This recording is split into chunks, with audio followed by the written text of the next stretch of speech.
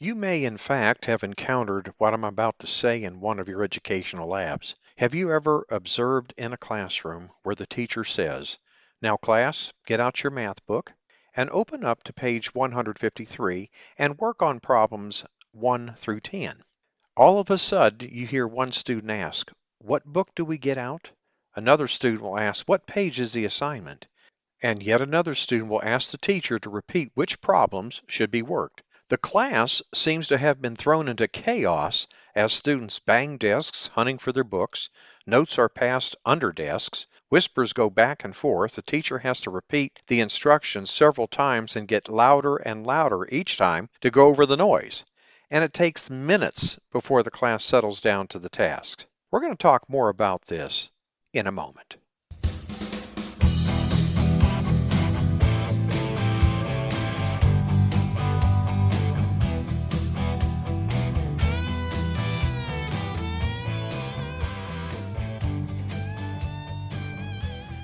Welcome to episode 72 of the Teacher Rockstar podcast, a place where tips and strategies critical to the new teacher are discussed. I'm your host, Steve Hiles, and in today's episode, we're going to talk about giving your students one direction at a time. But before we do, here's a quick word from our sponsor. Would you like to jumpstart your classroom management capabilities?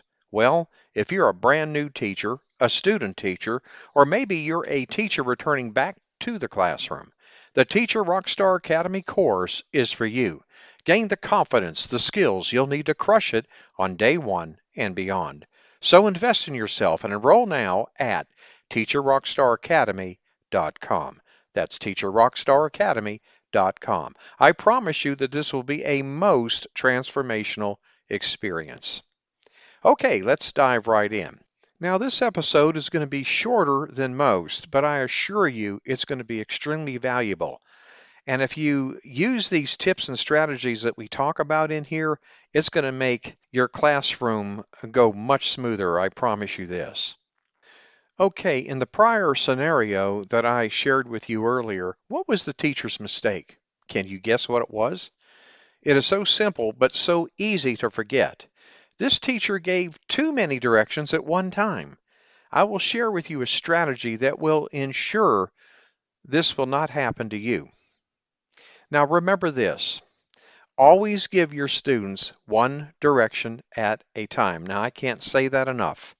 And here's how to implement this strategy.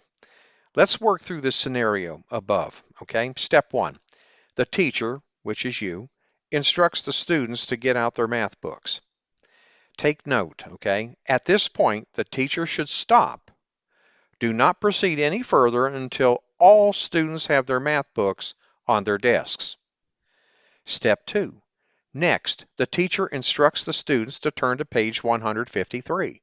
Once again, the teacher should stop and wait. Do not proceed any further to the next step until all students have opened to the correct page. You may even want to ask them to give a show of hands when they double check that they are on the right page. Step three, lastly, the teacher instructs the students to work problems 1 through 10. I know what you're probably thinking. Oh my. This is going to take all day to do a simple task, but I assure you that it will not. In fact, once the students realize that they only need to do one thing at a time, then they are usually able to accomplish it without a lot of fuss. Just think for a moment. If you had to stop and repeat yourself 25 different times, how much time would be wasted? Yes, it's true. An argument could be made that most 21st century kids are amazing at multitasking.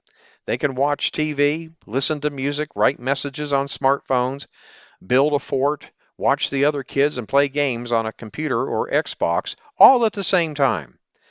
But what most children cannot do is perform tasks sequentially. They may also not be very good yet at prioritizing. These are skills that you, as the teacher, can assist them to gain by breaking tasks into achievable chunks. Working step by step, one step at a time, following just one direction from the teacher, they can be successful all along the way, and will learn the connections, how one step leads to another.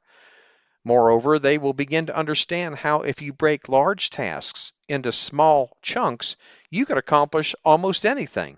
Just go step by step. Well, we have come to the end of today's episode, and as always, if you have any questions about this episode at all, please reach out to me. And I want to thank you for listening to the Teacher Rockstar podcast. I'm your host, Steve Hiles. We hope you've enjoyed listening as well to the podcast, giving your students one direction at a time. And when you get a moment, visit my blog and subscribe to my newsletter for the latest educational research, best practices, and unadvertised free bonuses. Go to stevesclassroomresources.blogspot.com. And don't forget to subscribe to us at the Teacher Rockstar podcast. And if you'd like to support us, please feel free to share our podcast with others, post about it on social media, or leave a rating and review. That would be greatly appreciated. Thanks again. We'll see you same time, same place next week. And remember, my friend, you got this.